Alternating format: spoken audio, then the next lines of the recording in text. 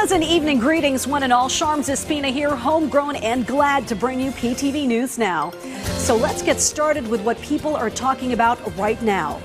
The AFP Chief of Staff's latest statement on OFWs in Taiwan.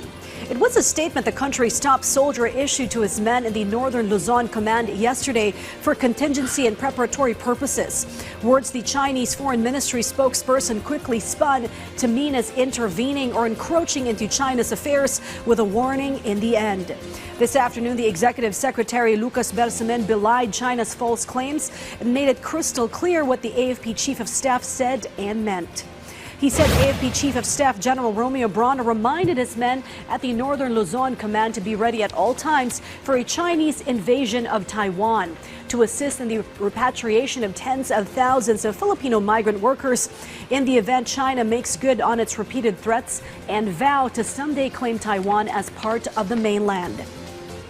In no part of Brawner's statement did he suggest, allude, or insinuate by any means, shape, or form to help Taiwan militarily in the event of an armed takeover.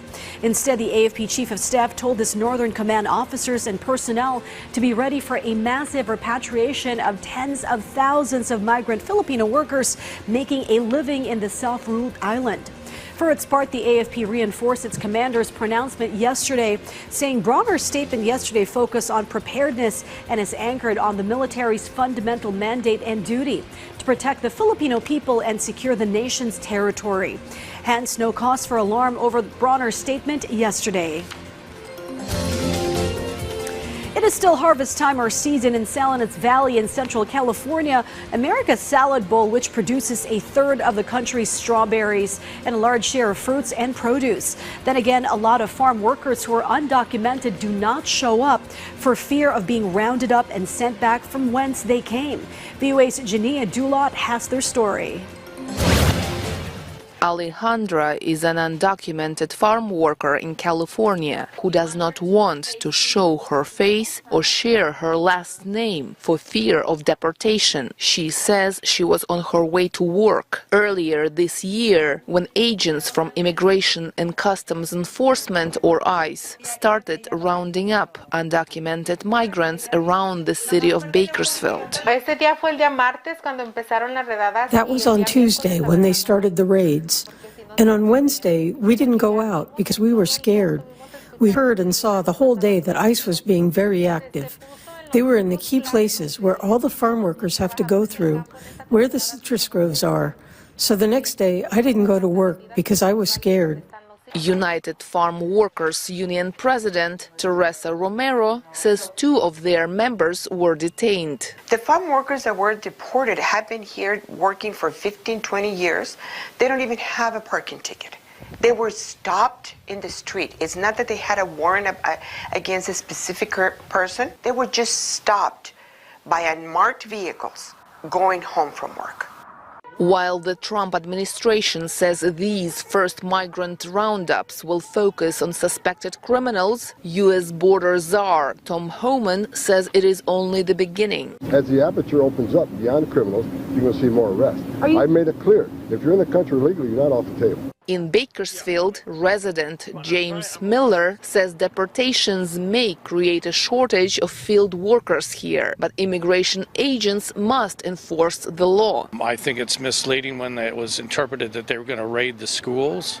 So they have a job to do, and they should do it. Is it going to impact us? Probably so. Another resident, J.P. Avalos, says the economic impact here may be significant. We'll see 2-3 months time when the Latinos and you guys, when this happens and they kick them out, let's see what your food costs are and what you guys got to do to get that, you know? Neighboring Ventura County has also seen immigration enforcement raids under the new administration. More than 80% of field harvesters here are undocumented migrants, according to estimates by the nonprofit Farm Bureau of Ventura County. Maureen McGuire is the Bureau's CEO. If we have mass deportation and we lose lose the labor force that harvests, there will be a lower supply of food for those individual commodities that are affected, and then the grocery stores will be in competition for who gets that limited resource.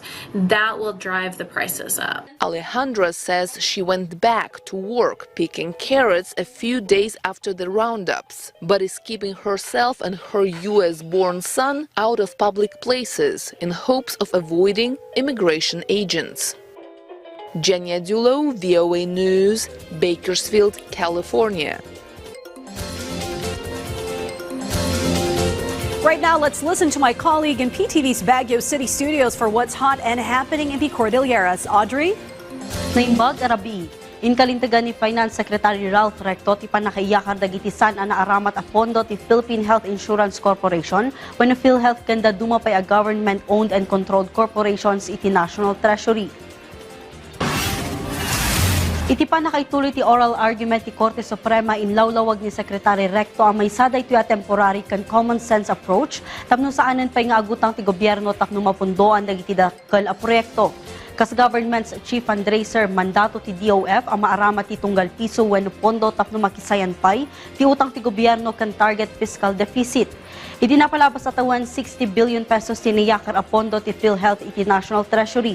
Sumarunok maamayakar ti 30 billion pesos ngam nang ipaulog ti temporary restraining order ti Korte Suprema. Nupay kasaki nuna ni Secretary Recto asurutan dati direktiba ti Korte Suprema no maibilin ang maisubli ti pondo iti PhilHealth ngam posible asaanen ang madanon ti deficit target itaatawan. Hindi po pwede na kapag may nakitang malaking pondo na natutulog at hindi nagagamit para sa kapakanan ng taong bayan, hahayaan na lang. Sleeping funds serve no one. Every idle peso is a disservice to every Filipino. Iti sabali pay adamag tarigagay ti Agricultural Training Institute Cordillera ang mapatibkar ti sustainable hog industry iti probinsya ti Ifugao. Dahito katbaban iti 30 sow level swine multiplier kan techno-demo project iti Poblacion West, Lamot.